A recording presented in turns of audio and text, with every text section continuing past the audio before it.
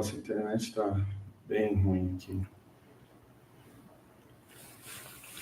Poxa vida.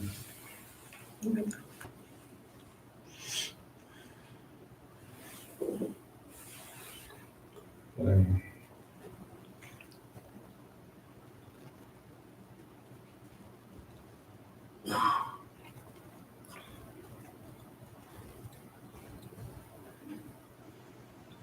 Tá pelo Facebook? Não, YouTube. A internet tá ruim pra caramba. Vamos tentar aqui.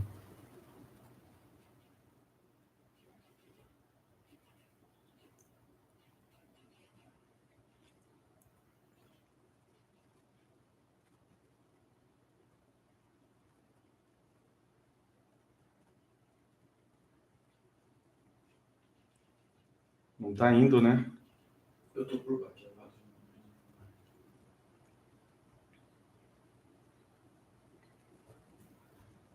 Não sei se... Será que o YouTube me derrubou aqui, cara?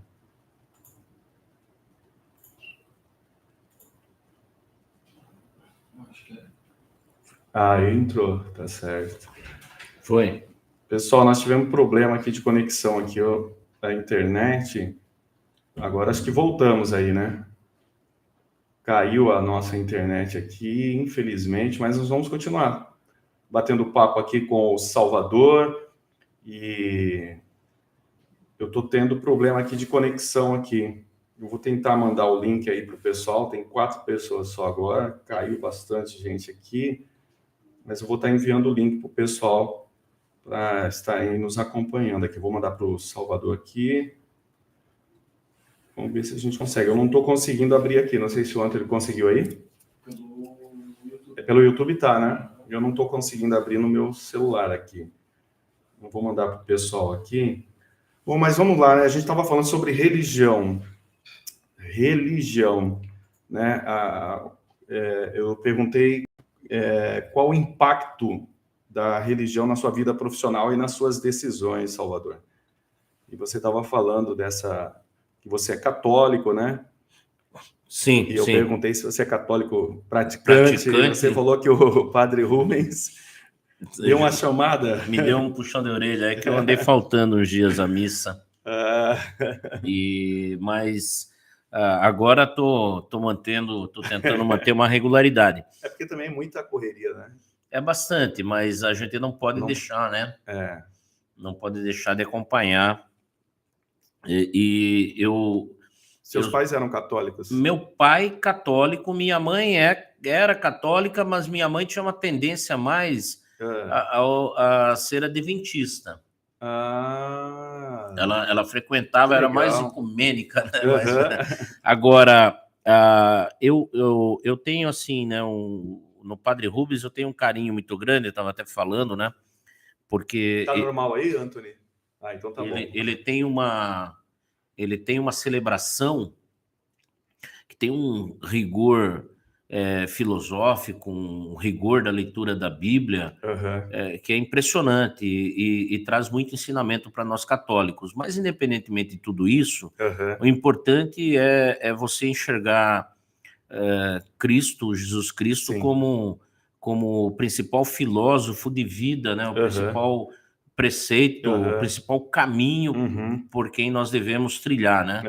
Independente da qual religião que a pessoa segue, né? Segue. E eu como cristão, eu vejo que a plenitude da pessoa, aquela utopia, né? A utopia de sociedade, onde tudo daria certo, é essa sociedade defendida por Cristo, né? Nos evangelhos, né? É verdade. Esses dias eu estava lendo, eu comprei, mas não consegui ainda.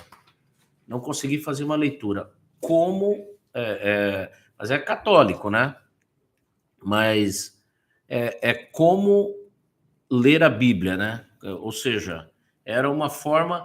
O que me deixou, pelo menos o doutrinador, né? O escritor lá, quem escreveu o livro, ele pediu para que eu lesse, né? Para que o leitor fosse pro Evangelho de São João. Era a primeira leitura que tinha que fazer. Mas tem coisas, né, que a Bíblia te traz, né, como... Isso é interessante, né? Às vezes a gente, quando era adolescente, gostava muito do Legião Urbana, e muita coisa do Legião Urbana o Renato Russo tira da Bíblia, né? Ele tem até uma música que ele tira das cartas de Paulo, né? De Paulo, aí... que Camões tirou também, né? Camões tirou e depois ele tirou também, que é o... Ele é um verdadeiro poeta, né? Que é um... Ele, o Cazuza, né? Não tem mais hoje na música brasileira. E Índios também, Índios traz esse grande enigma, né? Quem me dera, ao menos uma vez, entender como o mesmo Deus, ao mesmo tempo é três, verdade, né? É verdade. Porque é o Pai, o Filho e o Espírito Santo, né? E ele trabalha essa questão da Trindade. Né? Tem uma pergunta que não é de religião aqui, mas foi uma pessoa que mandou hoje à tarde para mim, e antes que eu esqueça, eu quero passar para vocês. Diz assim, olha, pastor, nessa entrevista que o senhor irá fazer com o Salvador, se o senhor tiver a oportunidade, pergunte para ele se ele tem alguma ideia sobre o plano de carreira para os funcionários públicos concursados. Não sei se você tem conhecimento. A prefeitura hoje está com cerca de 560 concursados. Uhum. Acho que um pouco mais. Quando o prefeito Wilson resolveu fazer a revalorização dos servidores públicos, ele propôs que eu trouxesse alguma coisa para a nossa discussão, e a gente sempre discute as questões no âmbito lá de gabinete, e eu falei para ele, Wilson, do ponto de vista legislativo, nós temos dois caminhos. Ou a gente faz uma reforma global, e a possibilidade disso dar errado é muito grande, ou a gente faz uma reforma atomizada, ou seja, por átomos. E como que vai se dar isso, na minha visão? Vamos criar as secretarias, porque era uma necessidade, tá? A estrutura administrativa de Iguape, Melkin, eu não estou te chamando de pastor, porque um dia você pediu para não chamar para que gente, aqui no jornalismo, né? Isso mesmo, separar a questão pastoral, né, disso aqui. Porque a estrutura de Iguape, ela vinha incorreta há mais de 30 anos, tá? Desde 1988, ela já vinha com a estrutura funcional, com uma falha muito grande. A prefeitura era dividida em departamentos, não havia secretarias, os governos passados cometeram muitos erros. Vou dizer para você que queimaram dinheiro, jogaram dinheiro fora. Muita gente vem agora, mas porque agora o Wilson está governando com muitos recursos. Isso não é verdade. O Wilson, ele governa com a mesma quantidade de recurso que se governou no passado. O Wilson é um gestor que racionaliza melhor o gasto público. Você o considera como um bom administrador? É o melhor da história iguapense, né? É o melhor da história iguapense. A gente poderia ter feito muito mais se ele tivesse mais tempo, se ele tivesse ingressado numa prefeitura 8 anos atrás com mais saúde financeira. Pegou uma casa totalmente em desordem, conseguiu organizar. Então, quando nós fomos organizar, para voltar a essa questão, nós criamos as secretarias. E aí nós resolvemos, Antônio, a fazer leis de plano, porque já é um plano, já é no âmbito, né, não é de secretaria, no âmbito de apoio dos servidores, do funcionalismo fixo, do funcionalismo efetivo, fazer por secretaria. A maior secretaria qual é? Educação. Fizemos um plano lá, tá? Tem um plano, veja só, as professoras, elas estavam escalonadas, os professores, né, o magistério, estavam escalonados num plano de 1 a 25. Imagine só, 25 anos de exercício, você tinha que subir um nível por ano para você chegar no último nível. Uma loucura. E era uma loucura, não tinha critério nenhum. E outra coisa, só tinha plano para professor. para o magistério. Uhum. Fizemos o plano do professor e fizemos o plano da carreira de apoio ao professor. Então, eliminamos a Secretaria de Educação. Uhum. Estávamos agora formatando o plano da carreira da saúde para apresentar para a categoria afetada para ver se era aquilo, né? Lá há duas espécies de servidores, né? Uhum. Da área fim, né? Da área com finalidade, que é qual área é fim? Os médicos, os enfermeiros, os auxiliares, quem trabalha em laboratório, quem tira radiografia, todos aqueles que de fato estão na área finalística.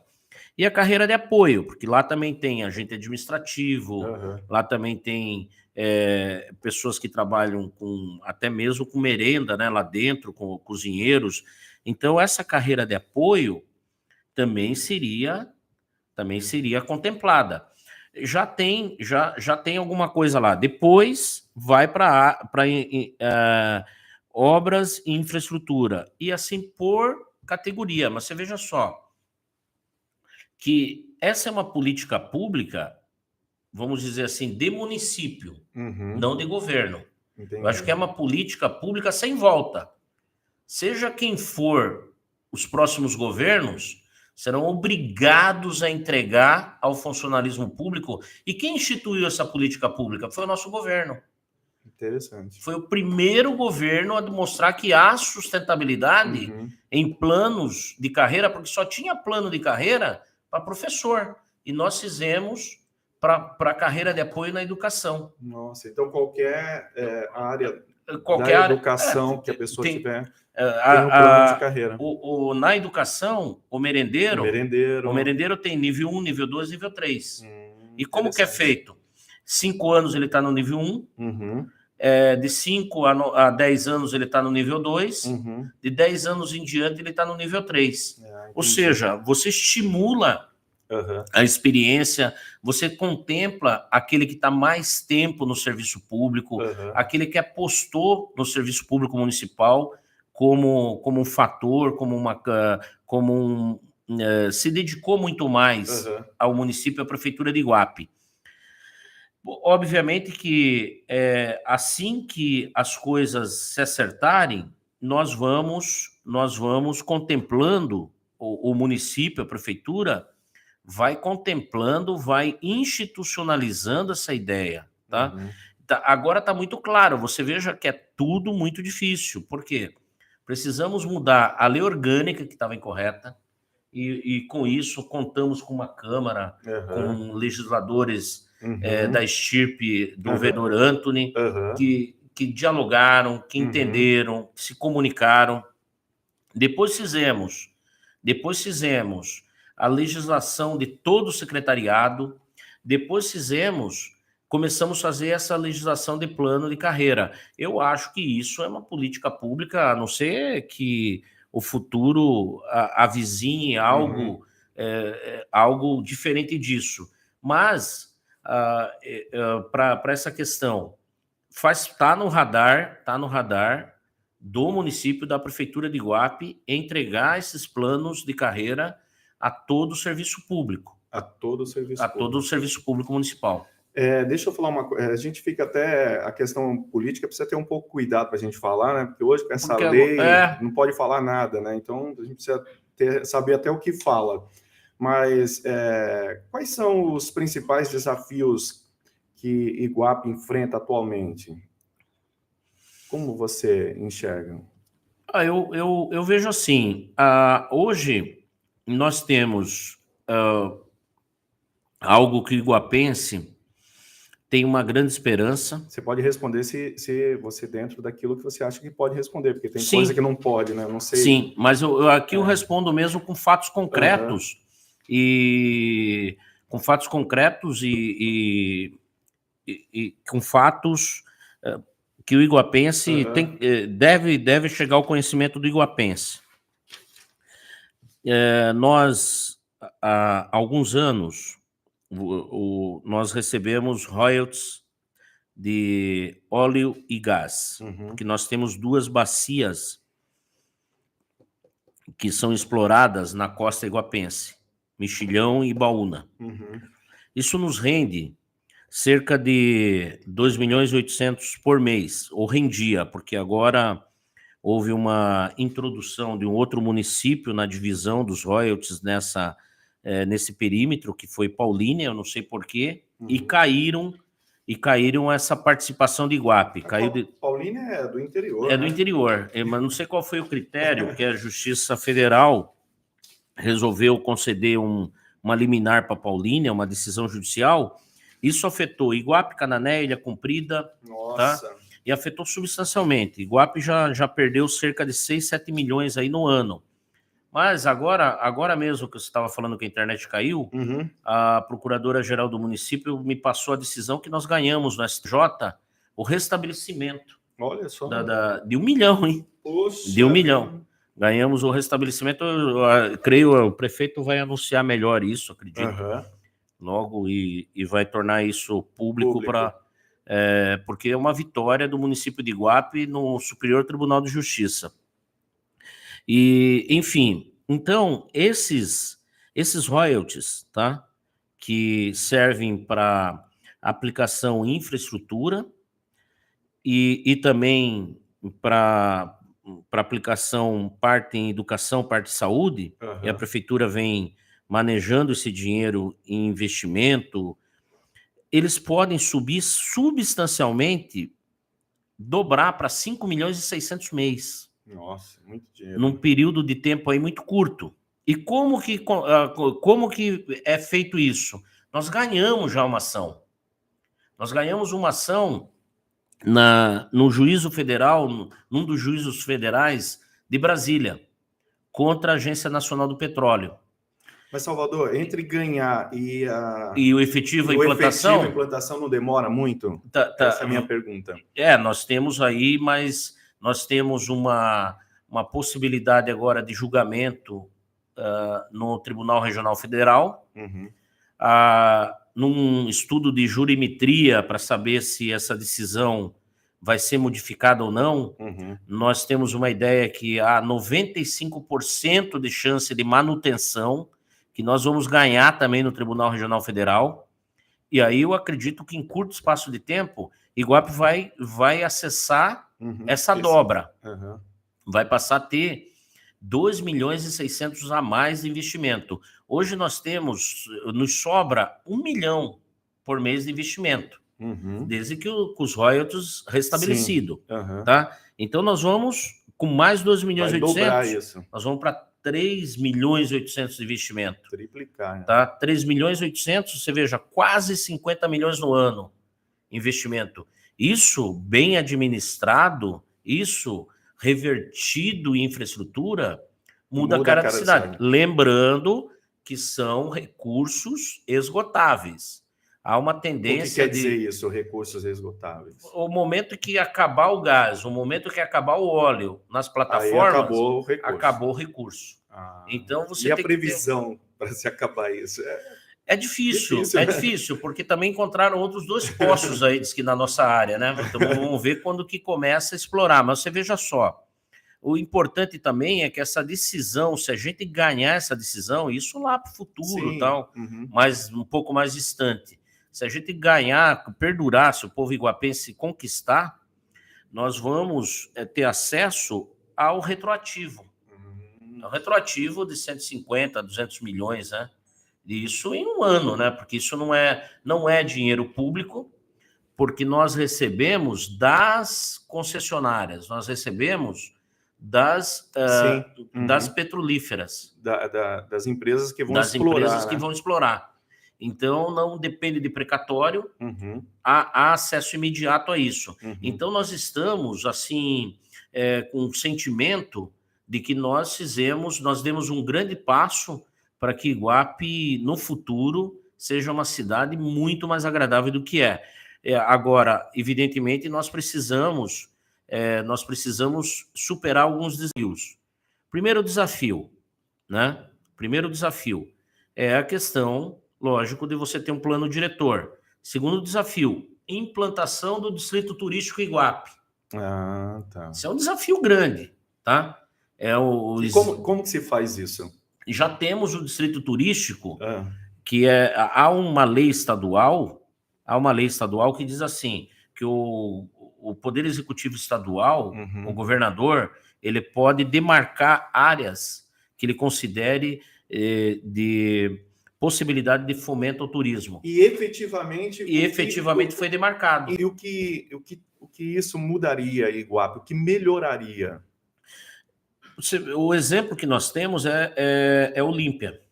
Olímpia, eu conheço Olímpia porque eu morei em Mirassol. Olímpia não era nada. Era um bairro... E se tornou distrito turístico. Vamos dizer que Olímpia era um bairro de Rio Preto. Então, e não há investimento público em distrito turístico. O que há no distrito turístico é investimento privado. E por que o investimento privado vem? Legal. Porque ele é fomentado pelo Desenvolve São Paulo. O Desenvolve São Paulo é mais ou menos um banco como se fosse o BNDES nacional. Então, vamos supor, um empresário local, não precisa ser de Iguape, tá? Pode ser um empresário regional, pode ser... Esses dias eu estava conversando com o presidente da Federação de Surf de São Paulo. Ele falou, eu andei por aí, o que eu vi é o seguinte, a região da Barra do Ribeira, Prelado, o que vocês precisam pensar é num hotel camping para o surf. O surfista gosta muito disso. Poxa, legal. E vocês vão atrair surfistas do mundo inteiro. E não precisa de intervenção, e vocês conseguem ali fazer vocês conseguem empregar muita gente. Isso na Barra do Ribeira, né? Na Barra do Ribeira. E você vê a Barra do jeito que é assim, tão natural, né? Imagina. Você vê, o prefeito sempre diz isso, né? Vamos aqui cuidando das coisas, que as oportunidades, que as janelas aparecem, tá? É como se fosse aquele estudante que, vamos ler todo dia, vamos manter a cabeça em ordem, vamos estar preparados, nos hidratar, se preparar, preparado para as oportunidades. Aparece uma oportunidade. Sim. E é basicamente isso, porque mais cedo ou mais tarde, você vê, eu acredito que a gente vai ter um polo agroindustrial. Eu não estou falando um polo industrial, falando agroindustrial. O que seria isso? Vamos simplificar. Você imagine um lugar demarcado no território onde pequenas empresas podem, vamos supor, processar o maracujá e fazer polpa de maracujá. Legal. Tá? Você tem uma pequena empresa que possa fazer tratamento do chuchu, limpeza, encaixar, né? Colocar em caixas. Própria banana. Farinha. Quanto que é a farinha da mandioca no saco? É X. Mas ela num pote, num potinho bonitinho, personalizado, sal grosso, personalizado, tal. O futuro da região, eu acredito assim que não é à toa que nós temos 2 cooperativas de crédito aqui. Verdade. Chegaram agora. Alguma informação eles têm que nós não temos. Tá? É verdade. Senão não viriam. E essa informação certamente é que o Vale, de fato, vai ter aí um processo de desenvolvimento.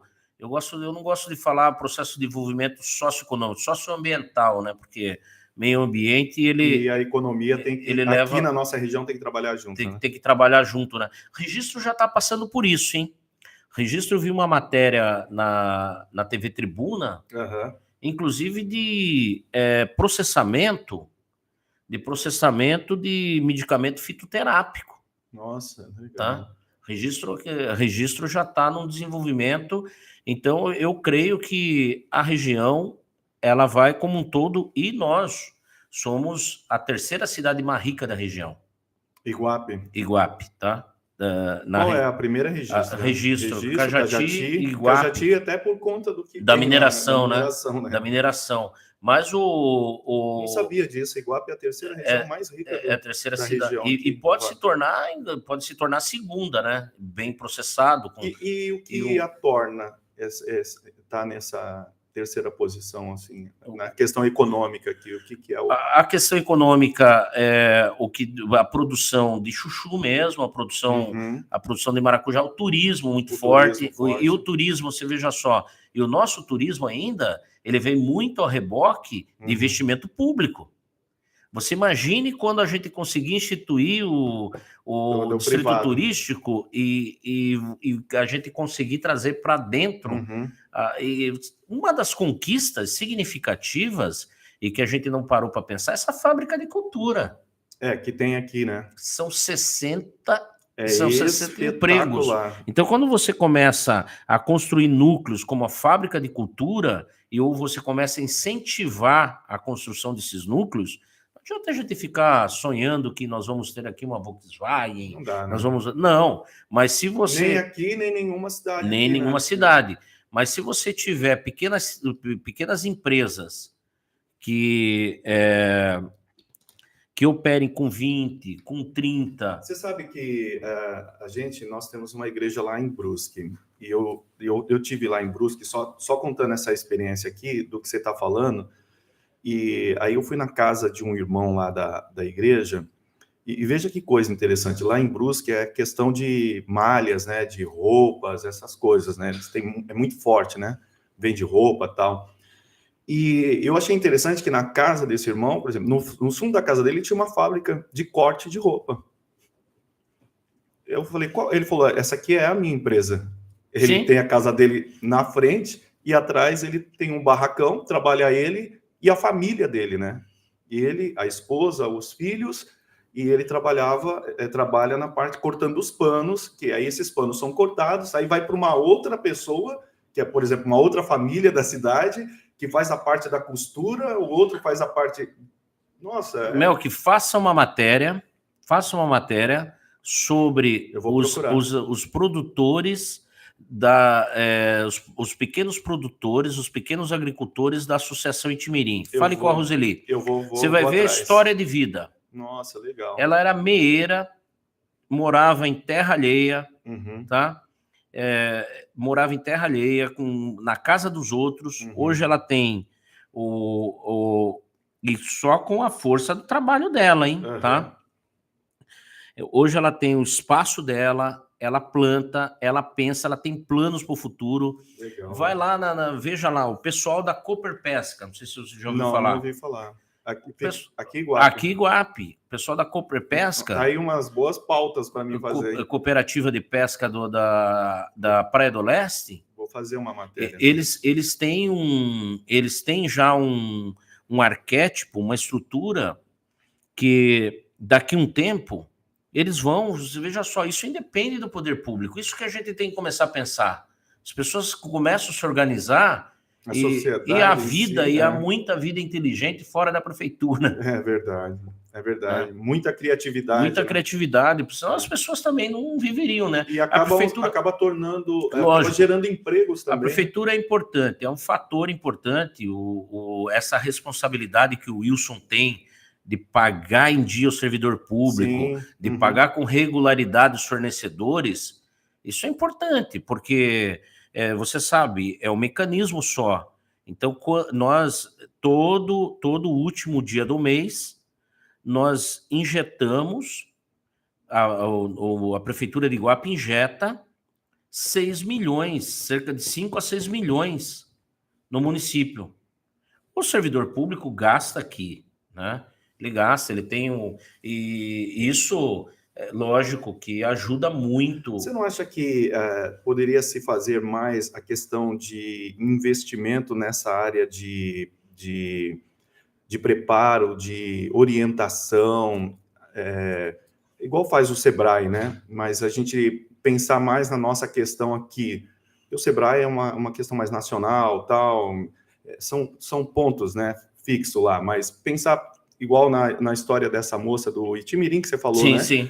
Pegar essa experiência dela e trazer, né, para o conhecimento de toda a sociedade, até como uma ação motivadora para que outras pessoas também desenvolvam as suas criatividades, né? E as pessoas saiam daquela ideia de que aqui não dá nada, o vale é muito difícil.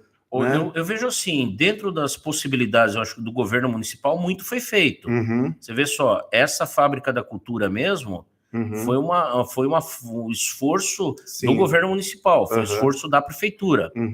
Eu mesmo participei, regularização de imóvel, tudo isso, o prefeito chamando, porque a gente tinha tudo para perder isso, né? Porque o centro seria registro, mas nós sempre levantamos a bandeira de que o berço cultural do Vale do Ribeira é Iguape. Então tinha que ser aqui. e hoje nós estamos com a Fábrica de Cultura, e a Fábrica de Cultura, ela é de uma importância significativa no Vale, porque ela tem essa abrangência regional, lógico, né?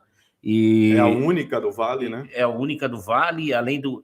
agora ela vem desenvolvendo muitos cursos nessa área digital. Inclusive, eu vou fazer um lá, tá? de drone, por conta da minha área jornalística. Então, isso é futuro, né? E você veja só, temos também, recentemente, aí a prefeitura engajada com a Paula Souza, né?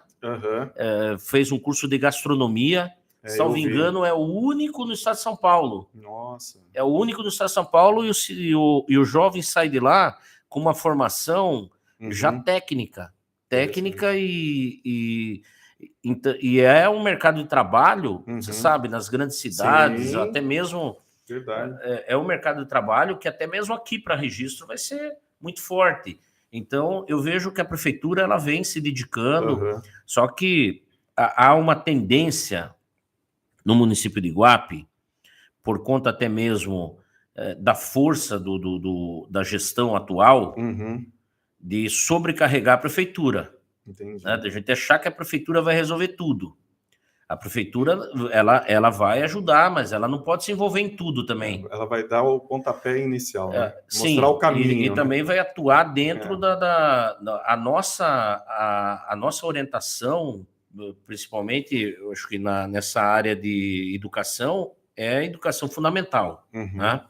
Mas, obviamente, e agora, de profissionalização, a gente tem que atuar conveniado com o Estado, com a federação, porque é uma competência muito maior deles. Tá?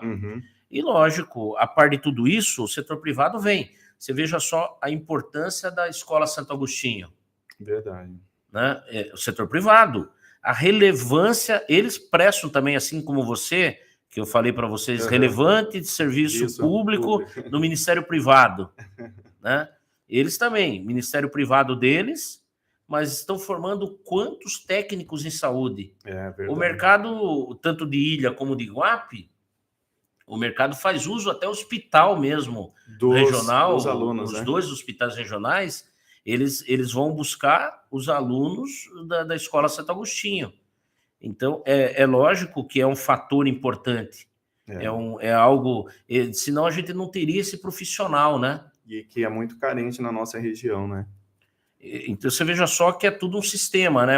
A sociedade civil organizada, ela também vai suprindo, ela vai trazendo soluções e a gente vai crescendo, né? O desenvolvimento no Vale do Ribeira, eu acho que está numa velocidade boa.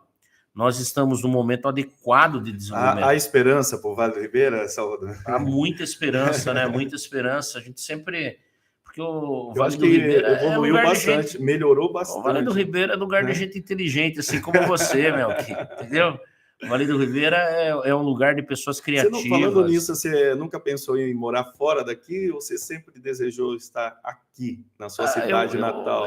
Eu gosto muito. Você chegou a morar fora, lógico, morei fora, mas não tenho problema, assim... Porque o iguapense é muito grudado com a sua cidade, né? Eu gosto muito de São Paulo, né? Você gosta de São Paulo? Gosto muito de São Paulo. Gosta do trânsito? Gosta do barulho? Tem uns lugarzinhos ali que eu fico por ali. Do barulho do trânsito de São Paulo. Eu até penso em, quando me aposentar, ir para lá, viu? Fazer um movimento inverso. Mas o que você gosta mais em Iguape? Como morador, assim. O vínculo, você né? Pesca, não? Não pesco. Esse é o dia a dia, o cotidiano de Iguape, a facilidade, essa relação, assim, a relação com próximo, né? Com e também pessoas. com as pessoas, a amizade, essa vida bucólica que nós temos aqui, e atividade política intensa. Sim. Tudo isso me atrai bastante. Iguape é uma cidade que me ofereceu muito, né? Desde de menino, uma cidade que eu fico assim, às vezes tem estava até agora falando com a Égina, né? Que uma colega, está aí numa forma chapa comigo para E ela falou, Salvador, como que é o nome daquele livro que você estava se referindo, que eu falei para ela que eu gosto muito do Dostoiévski, e eu leio, um dos livros que eu mais gosto do Dostoiévski é Noites Brancas. E Noites Brancas, e dizem que São Petersburgo e Dostoiévski é muito vinculado a São Petersburgo. E São Petersburgo é a cidade conhecida que tem noites brancas. Mas não é que tem noites brancas porque a noite lá é branca, é porque lá demora mais para anoitecer. Chega a 8, 9 horas da noite, ainda o sol.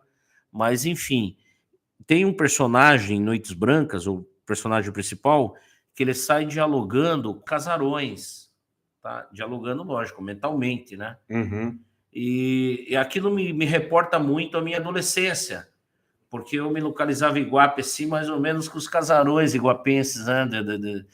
O Vascaminha. Isso que você está falando é tão interessante, porque essa ideia de dialogar com os casarões, né? Nos leva ao nosso imaginário, né? Quem é que esteve aqui, quem morou aqui, como viveram aqui. Exatamente. Nossa, interessante. Isso é poético, hein? Isso é poético. O Albert Camus, né?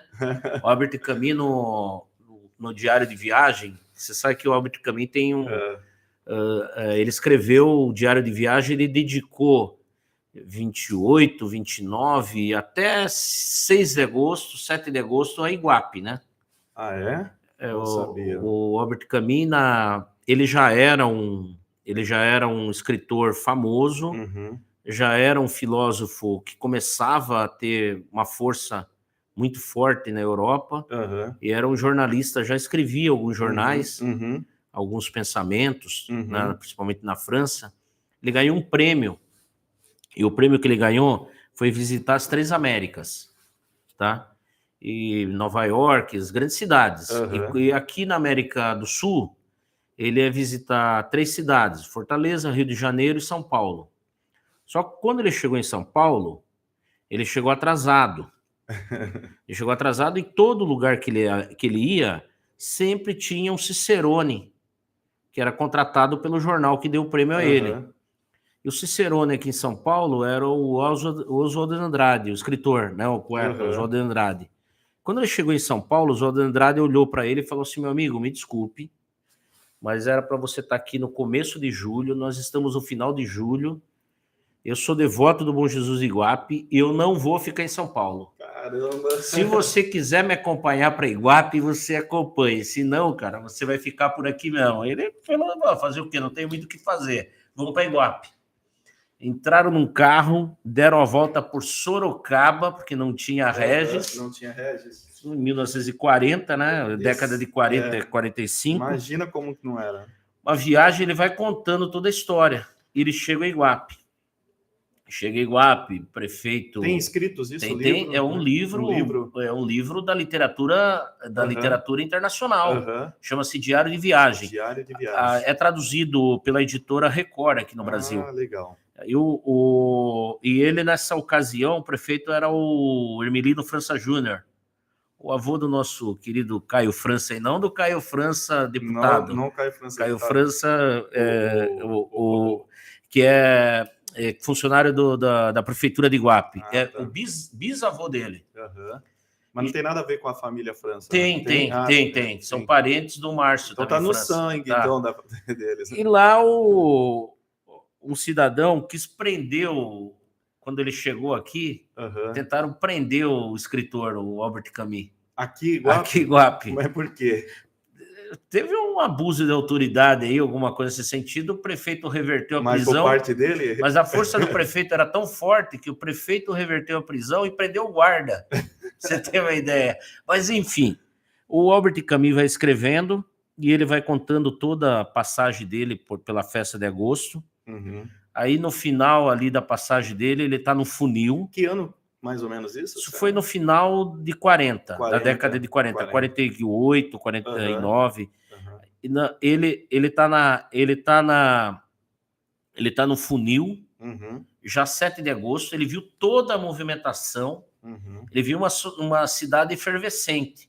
E falaram para ele, amanhã você vai ver o deserto. Aí, a hora que, pô, 7 de agosto acaba, né? Já não tem mais ninguém, dava tristeza. Ele olhou e falou assim: Iguape volta a respirar a melancolia do fim do mundo. Nossa! Porque fica melancólico mesmo, né? Mas é a pena do escritor, né? Eu acho que Iguape tem essa questão um pouco mística, sabia? Porque, assim, muitos relatos a partir de mim, das pessoas que não são de Iguape, que vêm para Iguape, é sempre um caso, assim, diferenciado, sei lá, diferente. Porque, assim, no caso dele, né? Foi para lá, São Paulo, chegou atrasado, aí o cara vai... Eu tô indo para Iguape, para a festa lá do Bom Jesus, se você quiser, você vai comigo para lá. Ah, vamos, o cara vem. Eu vim para Iguape, um pastor vinha para cá para vir para um aniversário do outro. Não, na verdade ele não vinha para cá, na verdade ele ia para Registro, chegou na BR, na metade do caminho, ele decidiu entrar para Iguape. Eu nem sabia o que era Iguape, não conhecia. Aí quando entramos ali na Biguá, e eu sempre falo aquela descida que tem ali na Serra da Biguá, ali, que você tem vê aquele vale, né? Ali eu acho que é a maior representação do Vale do Ribeira. Eu acho, né? Porque eu não conheço todo o Vale do Ribeira assim, mas para mim a cena do Vale do Ribeira que representa o vale é aquela descida ali da Biguá. Eu fiquei maravilhado com o que eu vi.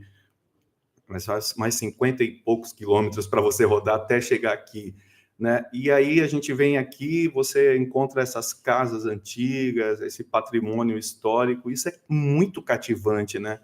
Isso aprisiona. Eu falo como quem vem de fora, talvez quem nasceu aqui, foi criado aqui, não consiga... Não, você está envolvido já, né? Não consegue enxergar isso. Mas você vê só, o próprio Camus, quando ele esteve por aqui, nessa ocasião, havia procissão, na procissão havia um devoto do Bom Jesus que carregava uma pedra. Uhum. E lógico, era uma pedra enorme, né? Ele vestido de marinheiro carregava aquela pedra como penitência. No decorrer da procissão ele cansava, mas ele dizia que é pedra que crescia, né? Mas enfim, depois tem a história lá da pedra que cresce na gruta. E será que essa história da pedra que cresce na gruta tem alguma coisa a ver com essa história desse marinheiro? Ou ele não? correlacionou no livro, mas aí já é uma ficção. Ah, tá. Já é uma ficção. O Camus aí já é que o Vargas Llosa diz, né? Você escreve o que você viveu ou o que você gostaria de viver, uma mentira, né? E aí é uma ficção. Ele escreveu um sincretismo religioso entre a festa do Bom Jesus de Iguape e a passagem dele na Bahia. Ele era católico, sabe? Não. Não era. Ele era ateu. Ateu. Mas ele escreveu... Aí ele fez esse sincretismo religioso, tá? Num outro livro chamado A Pedra que Cresce. Esse livro, na França, é um livro assim... Mas é relacionado à questão de Iguape? É baseado em Iguape. Caramba! Iguape está na literatura universal. Nossa! Pouco iguapense sabe disso. Eu mesmo não sabia disso. E existe esse livro, A Pedra que Cresce, também a tradução tem tradução em português? Pela Record.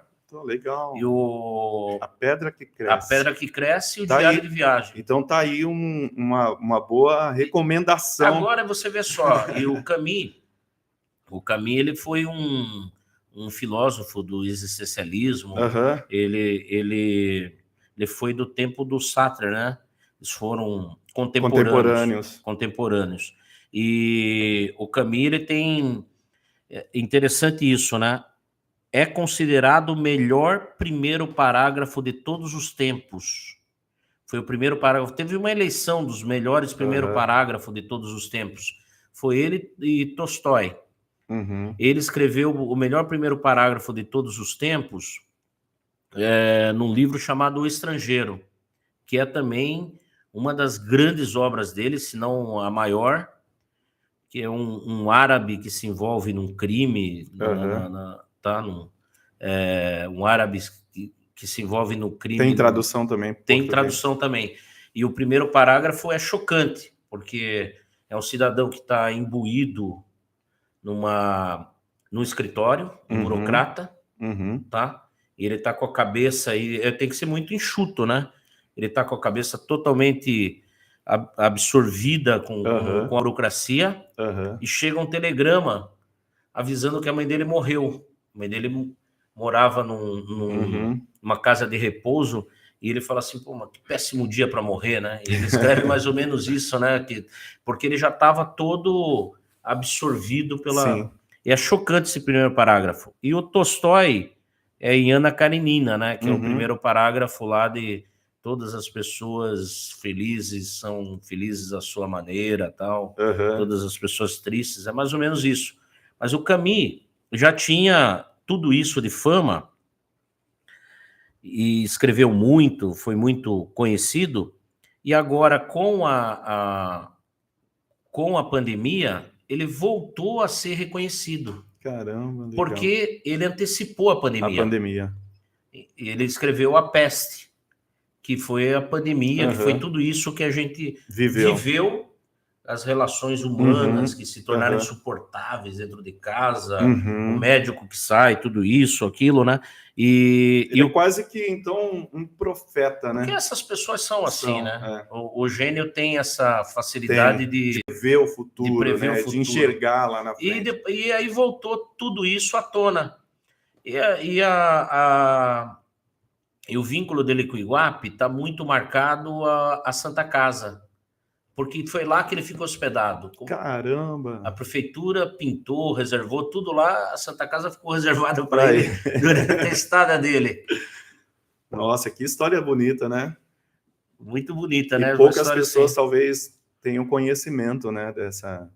Vamos falar dos dois livros, repetir para o pessoal aí, de repente vai fazer uma pesquisa aí, você sugeriu, a Pedra... Vamos falar já o de Iguape, o Diário de Viagem. O Diário de Viagem, tá? E o Diário de Viagem é um relato, fidedigno. Eu vou pesquisar. Tá? O outro é Pedra que Cresce. Mas também boa leitura, O Estrangeiro. Tá? E A Peste. São ótimas leituras do... Muito bom. Pessoal, nós estamos conversando com o Salvador, caiu já a nossa live aquela hora, agora já voltou, e nós estamos batendo um papo com ele aqui, e ele trouxe bastante conhecimento cultural, todas as áreas aqui, eu acredito que acrescentou bastante aí na nossa conversa. Para a gente ir fechando, Salvador, aqui... Nós já estamos aqui, quanto tempo já? Acho que umas 2 horas já. Deixa o outro de castigo aí. Nós estamos umas 2 horas aqui já falando. Eu queria perguntar para você a questão do futuro. O que você pensa para o futuro? Quais são as suas perspectivas, esperanças, tanto para a cidade de Iguape, quanto para você, sua família? Eu tenho uma esperança num país melhor, num mundo melhor.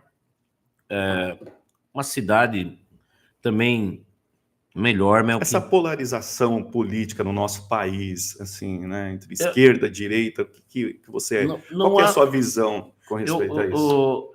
Isso não é uma novidade na política brasileira, né? Você sabe que em 1930 já havia essa polarização. Só que lá eram os integralistas e os comunistas.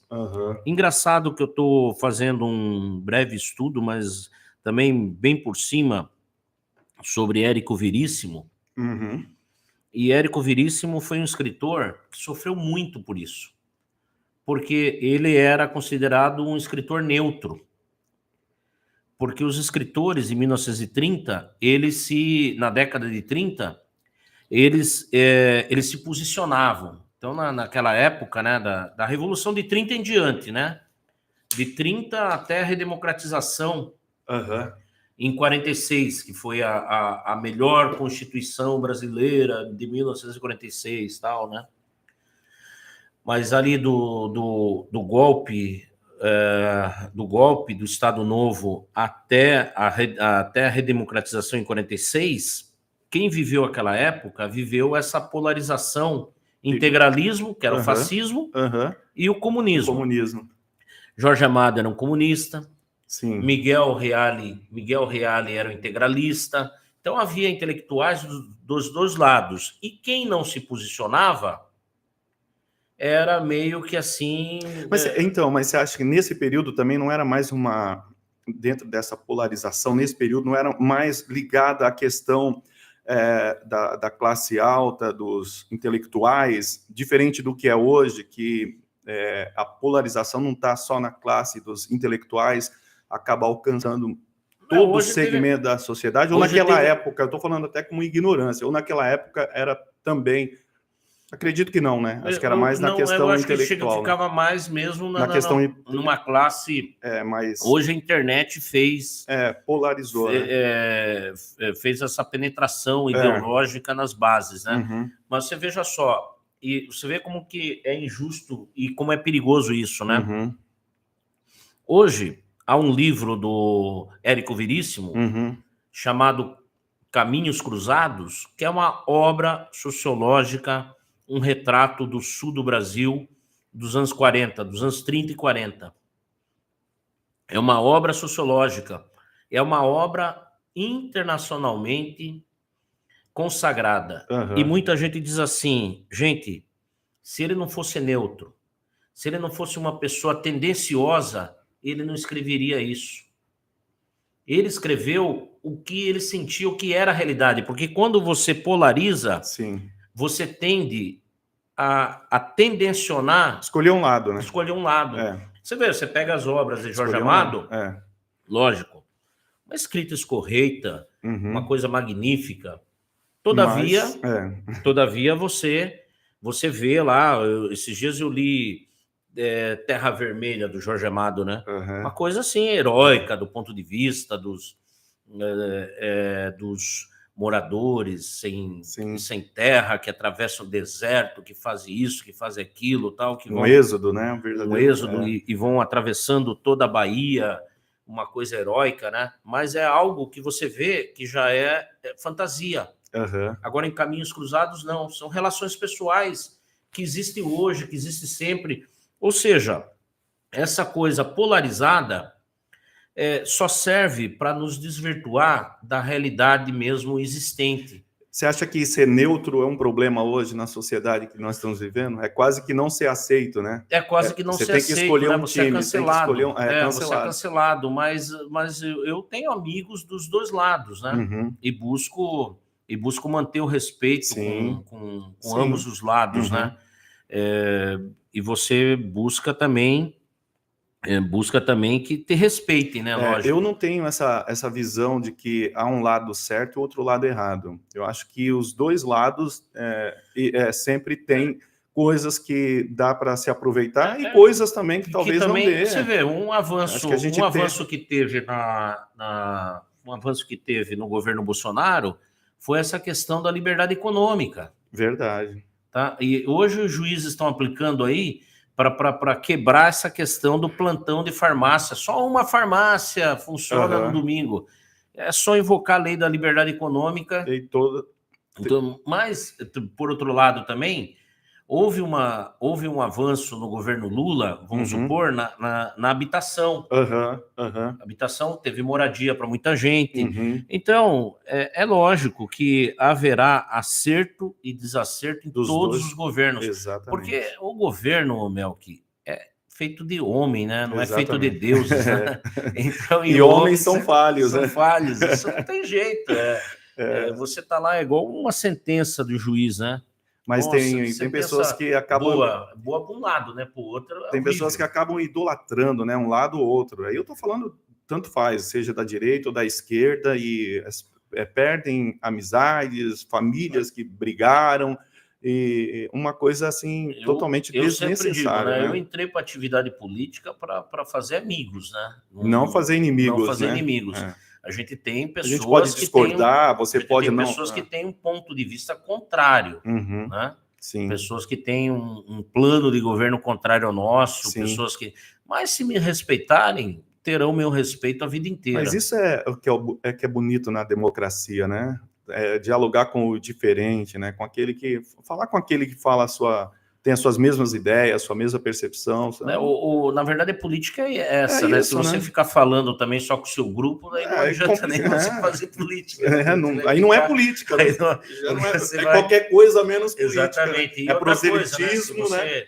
Se você for ganhar as coisas à força, também não vale a pena, né? Sempre com o diálogo, sempre né? com diálogo, né? Porque o bom da política é exatamente isso, né? Que a decisão, é o âmbito civilizatório de você definir as coisas. Você imagine, se não for a política, o que vai resolver se um dia for resolver a questão da Rússia e da Ucrânia? É verdade. A não ser a política. Que é o diálogo, né? Que é a o conversa. diálogo. É o diálogo. Quando a situação política mudar na Sim. Rússia, quando a situação política mudar na Ucrânia, quando houver vontade política dos dois governos, aí sim. Aí você resolve. Se você não tiver essa atividade política, essa vontade política, é a guerra. Você acha que essas novas leis no nosso país, as leis voltadas para a questão da política mesmo, né? Para o controle das ações políticas, da questão também eleitoral, você acha que essas leis elas contribuíram bastante, regularam a questão? Contribui, né? Contribui, precisa, né? A Justiça Eleitoral brasileira, ela goza aí de uma importância para a democracia, ela teve uma formação e é muito perigoso, né? Principalmente no mundo tecnológico, Você não acha que ficou um pouco sem graça? Por exemplo, antigamente tinha shows, era muita sujeira, né? Tinha aquela papelada na rua que era terrível. Tudo um clamor social, né? Esses dias igual as diretas já, que teve toda aquela confusão, né? Então. Mas não era, se bem que aquilo era uma manifestação popular, manifestação né? Popular, não era uma questão política. É porque a campanha... Mas a própria campanha política, ela vai, de certa forma, beber daquela fonte lá, sabe? Que tinha artistas, sim, que tinha né, mas, bandeiras, tinha tudo. Na corrida eleitoral, o juiz eleitoral ele tem um cuidado muito grande com essa questão do abuso do poder econômico. Entendi. Né? É sempre, na verdade, o juiz eleitoral é um árbitro, né? Ele busca manter um nível de forças, né? Igualitário. Né? Para que as pessoas tenham a mesma condição. Porque a gente, parando para pensar também, havia muito prejuízo, né? Sim, porque senão você tem que refletir esse nível de forças igualitário. Lógico que sempre haverá um candidato que se destaca mais do que o outro, mas se destacar por conta de suas qualidades, seu trabalho, por conta do seu desempenho, isso é natural. É natural. Agora, o juiz ele sempre vai buscar nivelar, né? Nivelar ou impedir que se use de algum artifício para algum, né? Mas eu digo que ficou um pouco sem graça. Ficou um pouco sem graça a questão. É que também a gente, como brasileiro, é aquela ideia que é quase que tudo como futebol, né? É tudo como se fosse um jogo, né? Então, tinha um pouco disso também, né? Alguns países, né? A liberdade de expressão, ela tem um valor maior, né? Mas tudo isso é cultural, viu, Melqui? Né? Vou te dizer uma coisa. O direito é cultura. As regras são culturas, tá? O texto normativo não é a norma. O que é a norma é a interpretação do texto. Tá? Um exemplo muito claro, tá? E a interpretação do texto, desculpa, não depende também da construção desse que vai interpretar? Da cultura de tudo que foi passado para ele, né? Vamos pegar vamos lá. Você imagina que na Alemanha haverá rigor à velocidade de veículo, dirigir em velocidade? Não, por quê?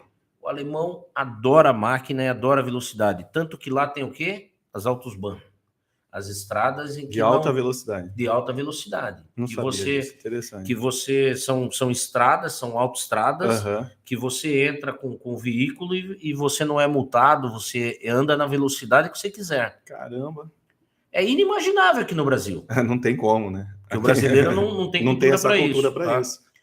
Nos Estados Unidos da América, tem a questão das armas. Das armas. O americano que não tem arma não é americano. É verdade. Tá? Mas e por que isso? Porque a corrida para o oeste, a formação de um povo, você observe que tudo é cultural, né? Tudo é cultural, tudo é formação. E aqui nós não temos essa formação de que as pessoas podem fazer o que bem entendem. A gente sempre tem uma regulação. Agora, o que eu acho errado é que aqui no Brasil a gente tem o costume de judicializar tudo. Tudo, né? A gente não tem o costume de resolver os problemas ou de aceitar que aquilo ali... Não, qualquer coisinha a gente vai e judicializa. E aí o judiciário fica... Aí o judiciário tem que responder, né? E aí quando o judiciário responde... Então, isso é um... nem sempre responde da forma como a sociedade pretende, né? Mas aí eu falo também que isso acho que contaminou um pouquinho a questão política, né, nacional, porque eu falo que é igual o Supremo Tribunal. Tudo, a questão política, o partido lá que se sentiu, ele vai lá direto para o Supremo e o Supremo ele tem que responder, porque quando ele é provocado, ele tem que responder. Então, acho que isso contaminou um pouco, porque não existia isso, né, da gente ver a Suprema Corte tomando decisões que eram para a questão política, então a gente não tem muito aqui, né, no Brasil, muito assim, muito cultuado essa questão da divisão dos poderes, né? Então, na França, não tem um limite, né? Que é o berço disso tudo, lá é muito mais claro, né? Tá. É muito mais determinado, né? Até aqui. E aqui o acesso à justiça é muito indiscriminado, né? Eu tinha um professor na pós que eu fiz em direito processual público, que ele sempre dizia assim, ele estudou em Nova York, né? Ele fez uma pós lá em Nova York, ele falava, olha, de 100 litígios que surgem em Nova York, 5 vão para a mesa do juiz, 95 são resolvidos no sistema que eles chamam lá de multiportas, ou seja, mediação, conciliação, conversa entre advogados. E por que isso? Porque para você chegar na mesa do juiz é muito caro. Sim. Desestimula. E aí, aqui o que entendi. Se você vê, aqui o próprio poder público paga, né, o advogado, né? Aqui fica estimulando para que tudo venha a ser decidido pelo juiz. Mas aqui tem também a questão do... E o juiz nosso tem que saber de tudo, né? Porque você vê só. Mas, na verdade, às vezes acontece o seguinte, né? Você chega lá uma questão envolvendo, vamos supor, um vício redibitório, que a gente fala em direito lá, um problema no carro, um problema mecânico. O juiz não sabe daquilo. E ele tem que resolver. O que ele vai fazer? Ele vai chamar um árbitro, vai chamar um perito. Vai chamar um perito. Isso é custo. É o perito da confiança dele e tal, que vai levar subsídio para ele. E isso é pago pelo Estado? Não, se forem pessoas carentes, sim, é pago pelo Estado. Agora, se forem pessoas que tenham condições, ela paga esse custo, né? Ela adianta esse custo. Depois, se ela ganhar, o outro paga, senão ela morre com prejuízo. Mas você veja só, não é mais fácil já resolver isso com um árbitro da área? Muito mais fácil. Mas só que na cabeça do brasileiro, se não for uma decisão judicial, não tem valor. Não tem valor. Você acha na verdade, é uma decisão que não é judicial. Você acha que essa questão da mediação não pegou no nosso país? Ainda não avançou muito, não. Por exemplo, eu fiz uma pós de mediação, mas não consegui pegar ainda nenhuma mediação. Não avançou muito ainda, porque nós temos uma cultura muito litigiosa, né? Nós temos uma cultura de que nós não conseguimos compreender que acordo, a transação é cessão, né? As duas partes. Sim. Senão não é acordo. Não é acordo, é verdade. Senão você se submete à vontade do outro, né? Mas a mediação, ela tem um viés aí jurídico, né? Porque é tudo documentado, né? Mesmo assim, ela não pegou. Não pegou ainda. As pessoas vão para a parte da mediação, ocorre isso, fazem um acordo ou não fazem. É que nossa formação jurídica é para litigar. Entendi. Nossa formação jurídica não é para conciliar. Não é para conciliar. Você chega lá... Tem que comprar briga de um lado, né? Casamento não consegue. Os juízes do Caramba, trabalho estão conseguindo conciliar bastante. Aham. Mas por quê? Meio na marra, né? O cara pega lá, entra com ação, o cara marca audiência lá para novembro de 2027. Se você não quiser fazer acordo, você espera a audiência lá. Entendi. Aí, não, vamos fazer um acordo aí. Vamos...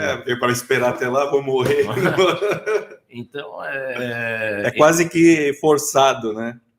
Que coisa, mas né, a gente Salvador? precisa ter uma formação acadêmica em que o acadêmico seja vocacionado a primeiro se conciliar, se compor, né?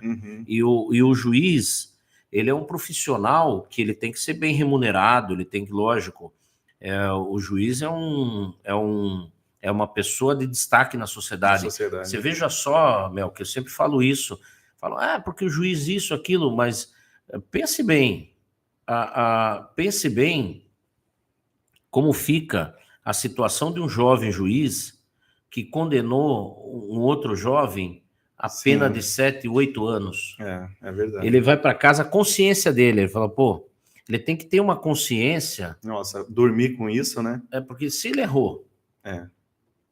Verdade. O juiz que nega uma liberdade provisória. É a vida de uma pessoa, que né? decreta uma prisão. Então é lógico que tem que ser um profissional bem remunerado, bem preparado, bem capacitado, com conhecimento, retirado da sociedade, muito destacado, e tem que ter uma formação humanística destacada, né, muito forte.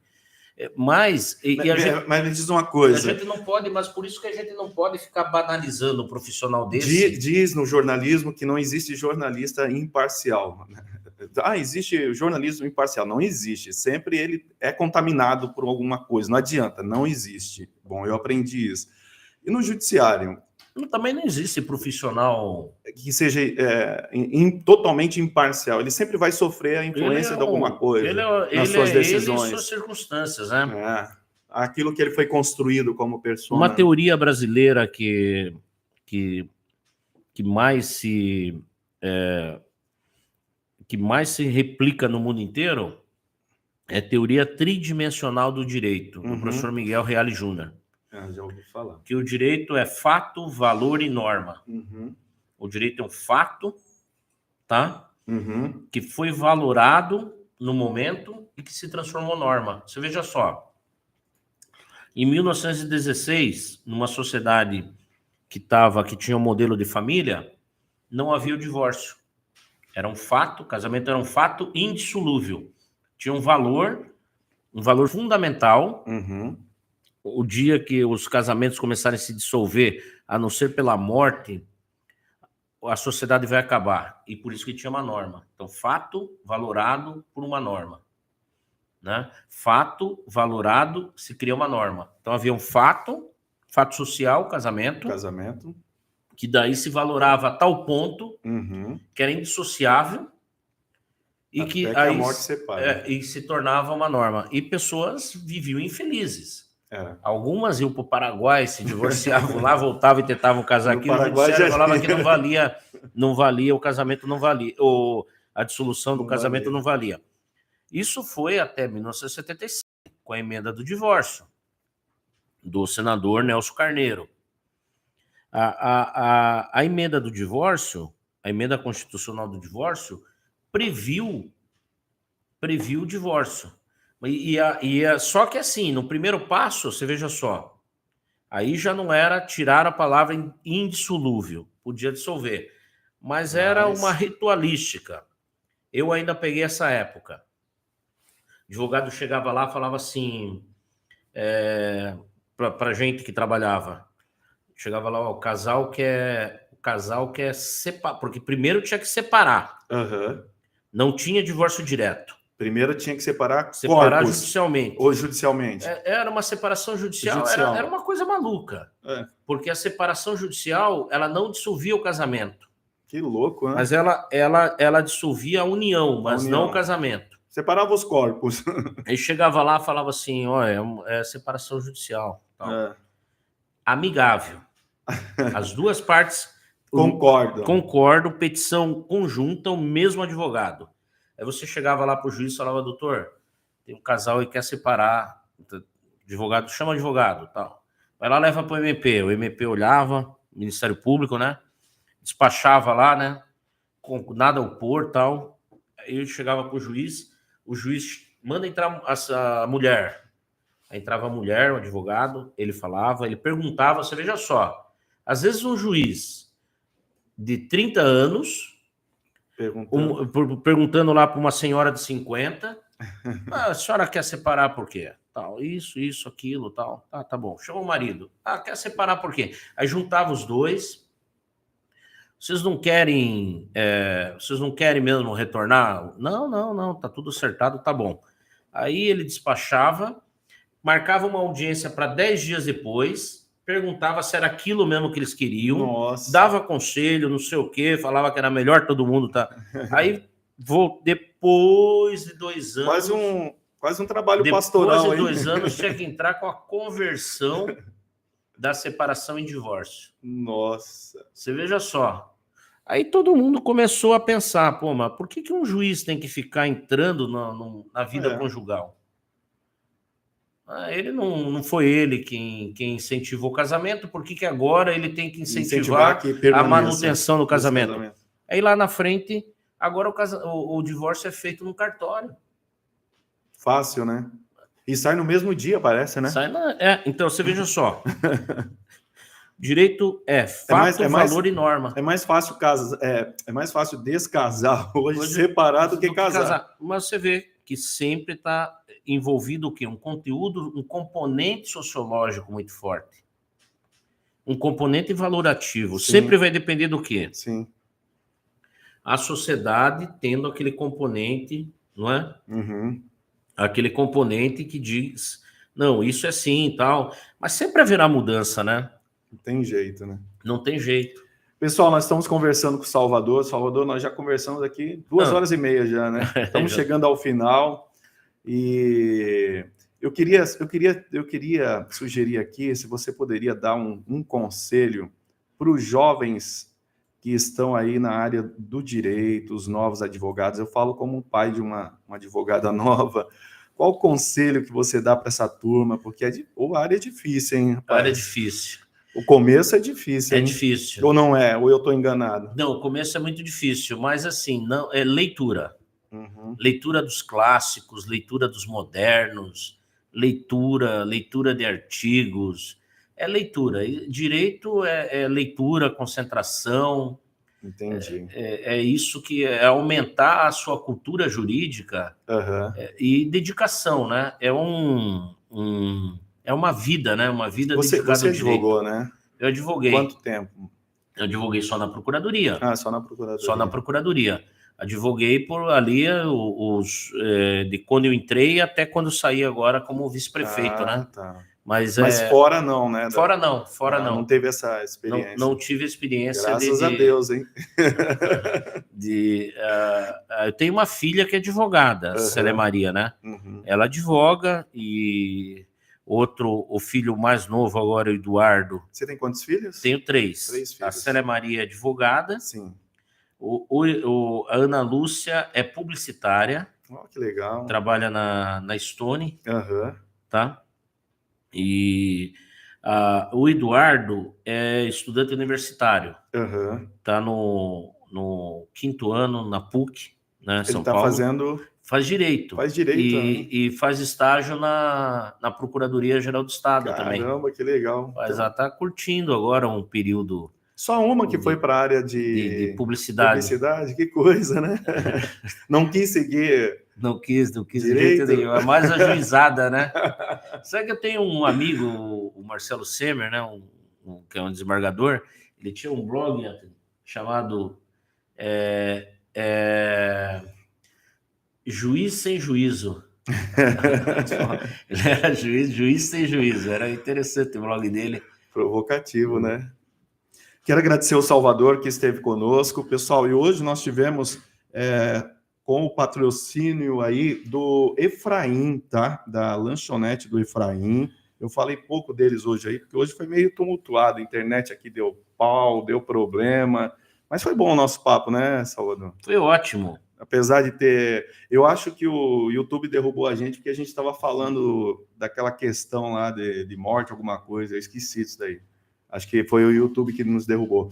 Mas olha só, o Efraim Burger, vocês podem ir lá na Praça Central. Eles estão inaugurando aí um novo espaço, um lugar muito confortável, um lanche de primeira. Então, quem não foi lá ainda, está convidado aí lá na lanchonete do Efraim, tá bom? Foi mudado o nome, foi mudado toda a estrutura, novo cardápio.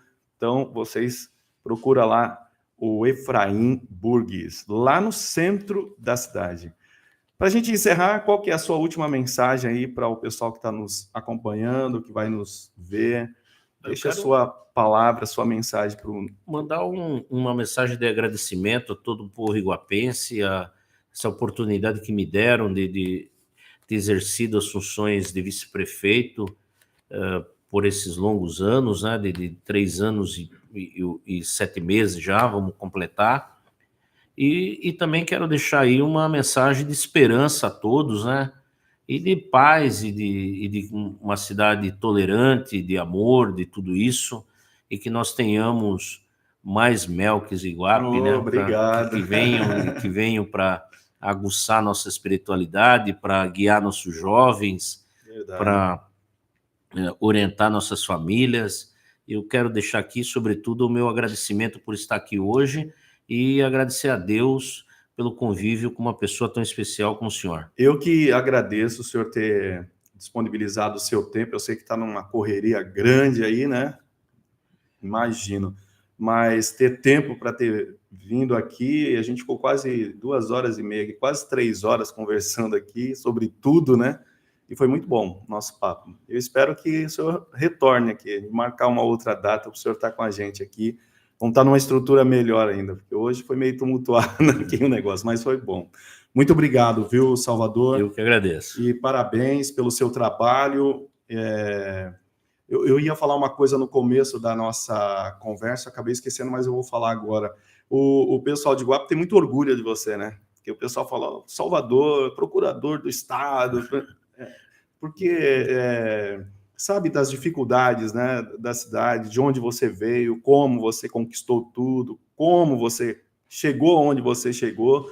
Então, méritos do seu trabalho, da sua luta, acredito que não foi fácil, e você acaba se tornando um espelho, né, um exemplo para outras pessoas aqui da região, da cidade, que é possível, né, vencer, é possível chegar em lugares altos, né, porque é um lugar alto. Então, assim, e não são todos, né? Não são todos. Sim, sim. A gente tem uma... Tem uma coisa quando você nasce numa família já totalmente... Algo na vida que é a determinação, né? Uhum. Então, quando... Fechei aqui, mas você pode pegar. Quando a gente tem determinação, eu acredito que as coisas acontecem. Eu tenho também muito orgulho de ser iguapense, de pertencimento a esse espaço, né? E eu creio que tantos outros iguapenses também chegarão às carreiras jurídicas e não só na área jurídica, mas em tantos outros, em tantas outras áreas e outras profissões. E o importante, na verdade, Melqui, é contribuir com a sociedade, né? Sim, porque seja em qualquer área. Verdade. Em qualquer área, mas de nada adianta ter todo o conhecimento, chegar onde tem que chegar e isso não ser transformado em contribuição para o outro. Exatamente, né? Exatamente. E Iguape vem contribuindo. Por isso que você está na política? Para derramar um pouco disso? O direito sempre contribuiu, né? O direito sempre contribuiu com o mundo político. Sim. Sempre tivemos pessoas... Agora mesmo nos Estados Unidos, eu estava vendo lá o vice do Trump é procurador-geral. Ele tem uma história bonita, né? Vice também do Joe Biden, que agora vai ser... Também procuradora-geral. Aqui nós temos nós temos André Franco Montoro, Ulisses Guimarães, foram procuradores do Estado. Legal. de São Paulo. Nós temos tantos outros advogados, o Sobral Pinto, né? Uhum. O Sobral Pinto contribuiu muito com a política, o Afonso Arinos, o Raimundo Faoro foi o arquiteto, ele era presidente nacional da OAB e ele foi o arquiteto da redemocratização no Brasil, né? Que escreveu uma das maiores obras de sociologia do país, né? Que são Os Donos do Poder. E então nós temos o direito sempre teve essa participação, na questão política. Na questão política. E não foi diferente aqui em Iguape, né? Mas é uma contribuição, a política ela tem que ser uma contribuição de toda a sociedade, tá? Tanto comerciantes, tanto operários, tanto profissionais do direito, da área médica, da saúde, da área da religião. É tudo isso que tem que formar a política para que nós tenhamos sempre um produto de qualidade, né? e com muita diversidade, né, cultural, para que tenhamos aí ouvido todos os segmentos sociais, né? Verdade. Quero agradecer ao Salvador, mais uma vez, muito obrigado. Peço perdão tomar o seu tempo aí hoje. Acabou sua agenda hoje, né? Ou tem agenda ainda? Não, agora... Acabou a agenda. Quero agradecer o Anthony, que está aqui também, e tá o Max. O Max também, que está te acompanhando. E o Paulinho, né? O Paulinho, o Paulinho que está aqui também. Então, quero agradecer a todos vocês. Muito obrigado, Salvador. Que sucesso aí na sua carreira. Parabéns pelo seu trabalho. E nós estamos aí à disposição. Muito obrigado. Obrigado a todos parabéns. Que estiveram aí nos acompanhando aqui no nosso bate-papo Vale Jornalismo Online. Você pode aí fazer o corte, replicar e divulgar aí esse trabalho. Muito obrigado, uma boa noite a todos e até a próxima segunda-feira que vem. E segunda-feira que vem parece que vai estar conosco aqui, se eu não estiver enganado, deixa eu só confirmar aqui, é a Maristela, a prefeita agora da ilha. Provavelmente ela que estará conosco na próxima segunda-feira. Você não pode perder. Até lá. Obrigado, pessoal. Deixa eu só tirar aqui.